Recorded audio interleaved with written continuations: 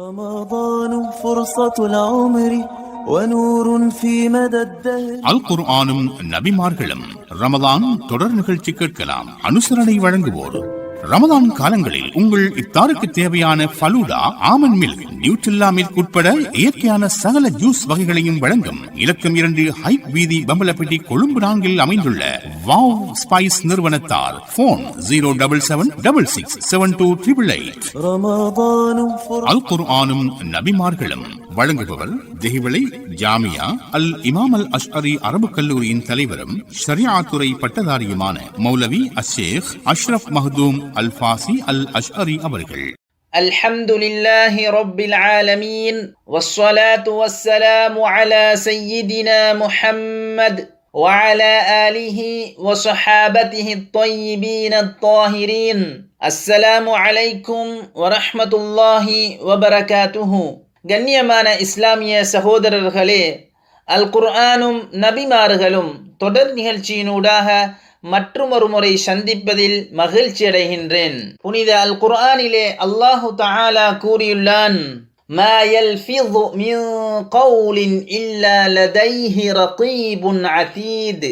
இந்த திருவசனம் தெளிவுபடுத்துகின்றது, ரகீப் மற்றும் அதீத் என்ற 2 மலக்குகளும் மனிதர்கள் பேசக்கூடிய அனைத்து விடயங்களையுமே அவர்கள் பதிவு செய்கின்றார்கள்.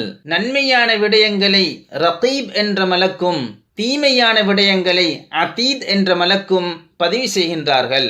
மேலும் நன்மையும் தீமையும் அல்லாத பொதுவான விடயங்களை அவ்விருவர்களில் ஒருவர் பதிவு செய்கின்றார்.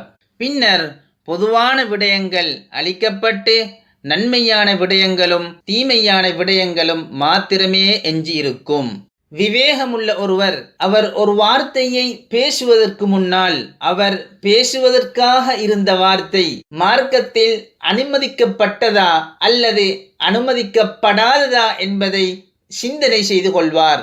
எனவே நாங்கள் பேசக்கூடிய வார்த்தைகள் எமக்கு மறுமை நாளிலே நஷ்டத்தை ஏற்படுத்துவதற்கு முன்னால் நாம் பேசக்கூடிய வார்த்தைகளில் நிதானத்தை கையாள வேண்டும். ரசூலுல்லாஹி ஸல்லல்லாஹு அலைஹி வஸல்லம் அவர்கள் கூறினார்கள், அலைக பிதூலி ஸம்தி இல்லா மின் கைர் ஃபஇன்னஹு மத்ரதத்துன் லிஷ்ஷைத்தானி அன்க் வஅவுனுன் லக அலா அம்ரி தீனிக்.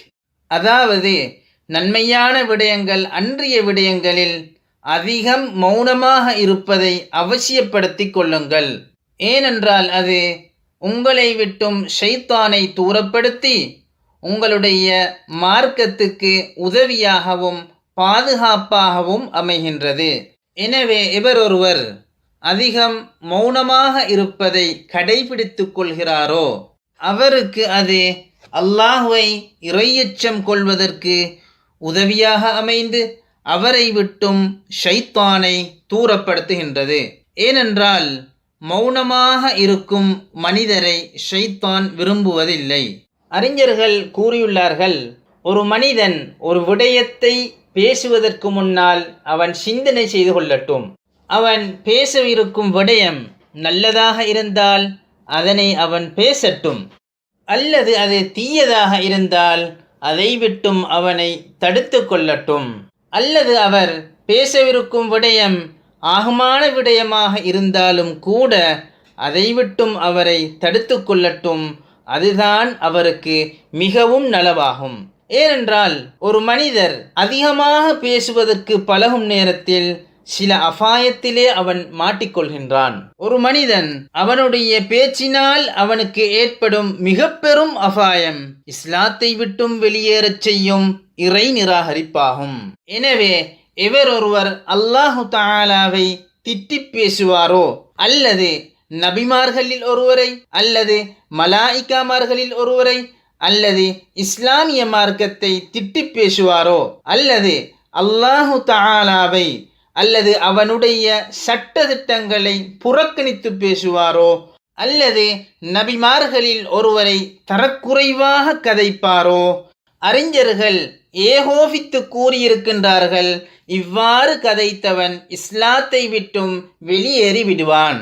மேலும் அவன் இஸ்லாத்தினுள் நுழைய விரும்பினால் அவனுக்கு ஏற்பட்ட இறை நிராகரிப்பிலிருந்து மீண்டு 2 ஷஹாதாக்களையும் கூறி அவன் இஸ்லாத்திலே நுழைந்து கொள்ள வேண்டும். நாங்கள் அறிந்து கொள்ள வேண்டும், இவ்வாறான ஒரு இறை நிராகரிப்பு ஒருவருக்கு ஏற்படுமாக இருந்தால், அவர் மீண்டும் இஸ்லாத்துக்குள் நுழைய விரும்பினால், அவருக்கு ஏற்பட்ட இறை நிராகரிப்பிலிருந்து மீண்டு 2 ஷஹாதாக்களை கூறி அவர் இஸ்லாத்தினுள் நுழைந்து கொள்ள வேண்டும்.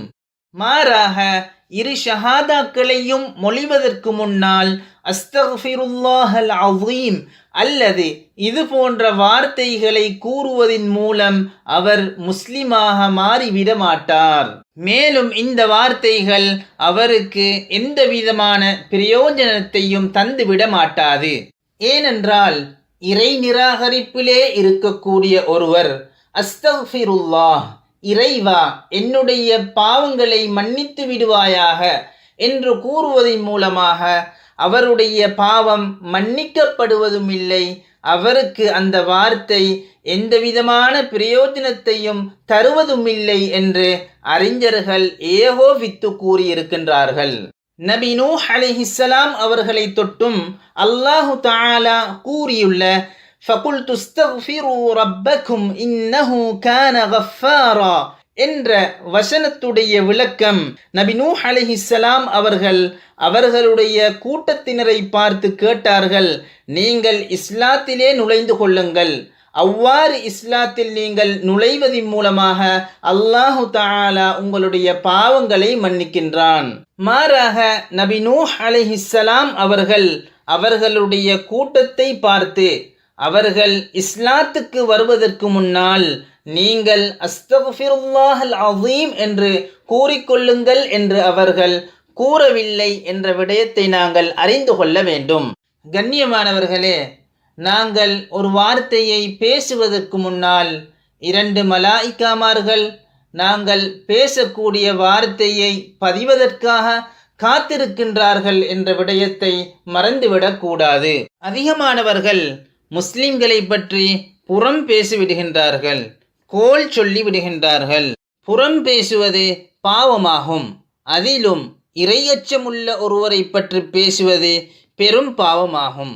ஒரு விடுத்தம் ரசூலுல்லாஹி ஸல்லல்லாஹு அலைஹி வஸல்லம் அவர்கள் அவர்களுடைய தோழர்களை பார்த்து கேட்கின்றார்கள், அததுரூன மல் கீபஹ், உங்களுக்கு புறம் பேசுவதென்றால் என்னவென்று தெரியுமா? அதற்கு அவர்கள் கூறினார்கள், அல்லாஹு வ ரசூலுஹு அஅலம்.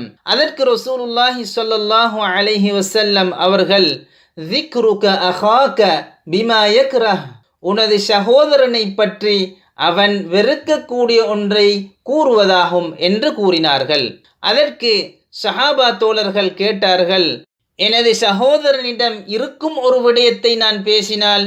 அதற்கு ரசூலுல்லாஹி ஸல்லல்லாஹு அலைஹி வஸல்லம் அவர்கள் கூறினார்கள், அவரிடம் இருக்கும் ஒரு விடயத்தை பேசினால் நீங்கள் புறம் பேசிவிட்டீர்கள்.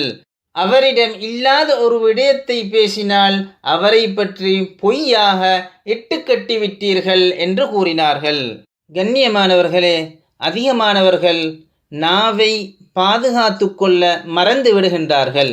ஆகவே இது போன்ற பாவங்களிலே அவர்கள் விழுந்து நரகத்திலே தண்டனை செய்யப்படுவதற்கு தகுதியாக்கிக் கொள்கின்றார்கள்.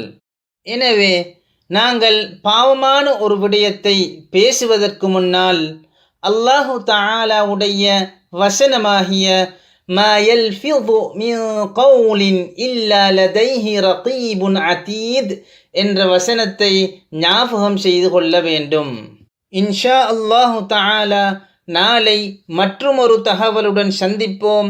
அஸ்ஸலாமு அலைக்கும் வரஹ்மத்துல்லாஹி வபரகாத்துஹு. رمضان فرصة العمر ونور في مدى நேர்கள் இதுவரை அல் குர்ஆனும் நபிமார்களும் ரமலான் தொடர் நிகழ்ச்சி கேட்டீர்கள். வழங்கியவர் திஹிவளை ஜாமியா இமாம் அல் அஷ்அரி அரபு கல்லூரியின் தலைவரும் ஷரியாத்துறை பட்டதாரியுமான மௌலவி அஷேக் அஷ்ரப் மஹ்தூம் அல் ஃபாசி அல் அஷ்அரி அவர்கள்.